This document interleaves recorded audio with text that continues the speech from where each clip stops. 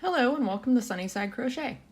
Today we are going to welcome outdoor cookout season with these awesome sunflower pot holders. Now if you don't want to double them up, they also make great placemats. If you just want to leave them single, I like the pot holders because they're layered, they have more petals, it just makes them look more full. But like I said, they also look great as placemats. So they are great for brightening up your kitchen or dining room year-round. So they work up quickly and are also great housewarming gifts because, I mean, who thinks about pot holders? I didn't. Anyway, we will start off with a basic 6-stitch circle. And if you need help with that, please check out my circle tutorial. I have a link in the description. So we will need 14 rows in this circle in brown, and then I did the 15th row in black just to make it pop against the petals. Just remember as you're working through your rows to offset where you single crochet to in one stitch so your flower middle looks like a circle at the end, because if you keep them all together it'll look more like a hexagon. So I worked the single crochet 2 in one stitch in the middle of the runs in the odd rows and at the end of the runs in the even rows, so I didn't have to worry about them overlapping. So that is how I worked the middle. So this tutorial is basically to show you how to do the petals, and like I said, if you need help with the circle part, please check out my other video. So what we're going to do, because sunflowers come in all kinds of different colors, you have the solid gold, you have solid red, you have red and gold, which are my favorite, and it's also easier to show you what I'm doing if I have 2 separate colors, so we're going to do red and gold. So we are just going to insert our hook with our red on there, and it's not red, it's burgundy, and we're just going to slip stitch and then chain 4, 2, 3, 4. Make sure to leave that top one loose, but if it's not loose enough to get your hook in later, I will show you a little trick because I always need it anyway. And then we're just going to slip stitch back down. So there's 2 and 3.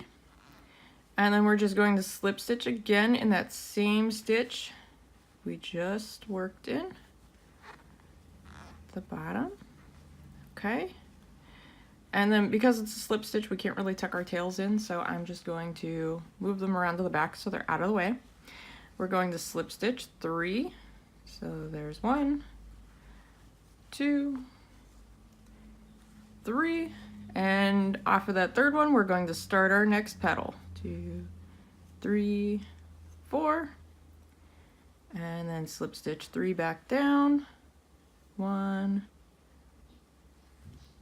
2, 3. And because we worked our circle in 6s, counting this by 3s works out perfectly, working all the way around our pot holder or placemat, whichever you decide to do.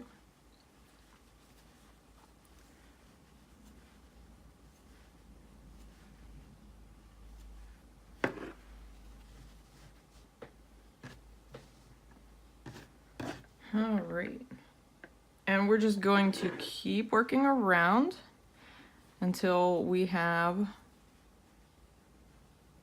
all of the red parts of our petals ready for our gold.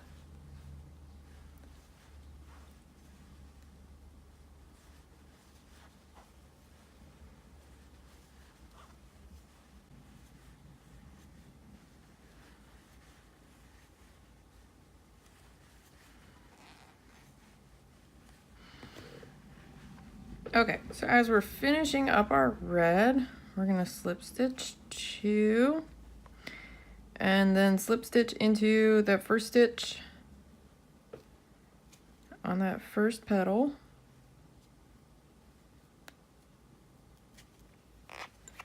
Because that would be our third slip stitch right there in our pattern. Okay, pull it tight, tie it off. Okay, and now we are ready for the gold.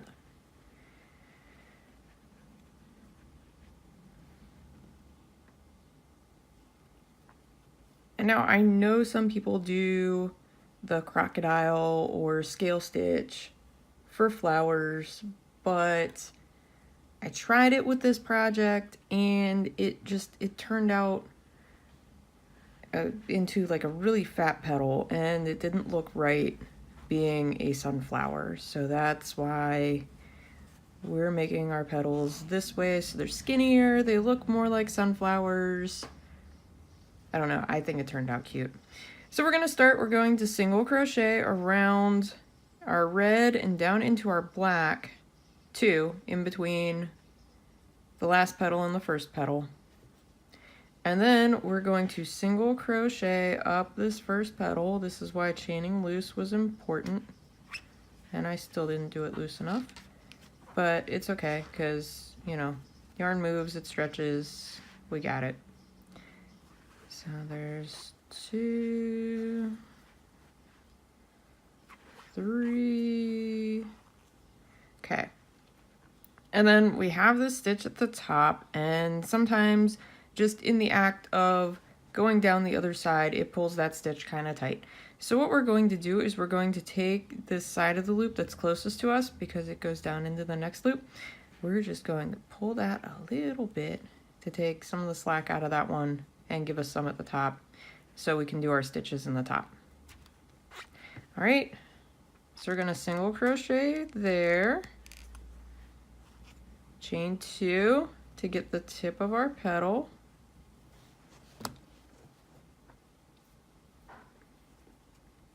We're going to single crochet in the back of that second chain from our hook. And then we're going to single crochet in that top stitch of our petal, the red part of our petal again. And then we're just going to single crochet all the way down that petal.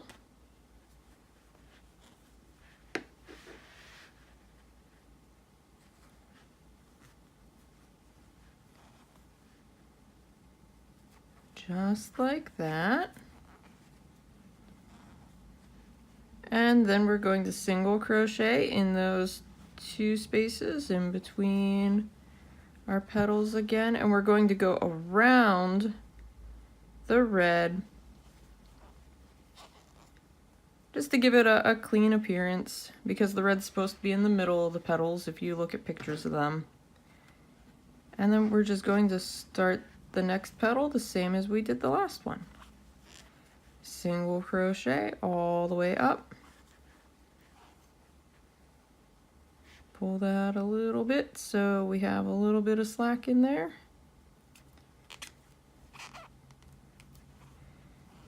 Single crochet, chain 2, single crochet in that back loop, and then single crochet in that top red stitch again, and then single crochet all the way down our petal.